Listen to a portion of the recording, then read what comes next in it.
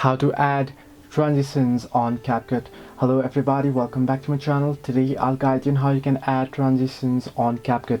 Well, the process itself is quite simple and easy, so let me guide you through. First things first, what you want to do is you want to open a CapCut application and then tap on new project here, and then here what you want to do is you want to select multiple pictures or videos that you wish to add transitions in between. Now here I'll just add it real quick. Now here you can see I have 3 different videos. Right now between every videos that here you can see, you'll find this minus icon right here. Right now if you wish to add somewhere in the main video, like suppose this is one video and you want to add in between, you can simply split the video and you'll get the minus effect there, minus option there as well.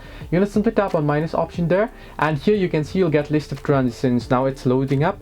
Now here you'll be able to add transitions, any transitions that you wish to add. You can select its timing right here, and other transitions you'll get as well. You can see overlay, camera, blur, basic, light effect and such. So this way you can add the transition on CapCut. Hope this helped you. Do like and subscribe, and not forget to leave a comment down below if you have any further issues.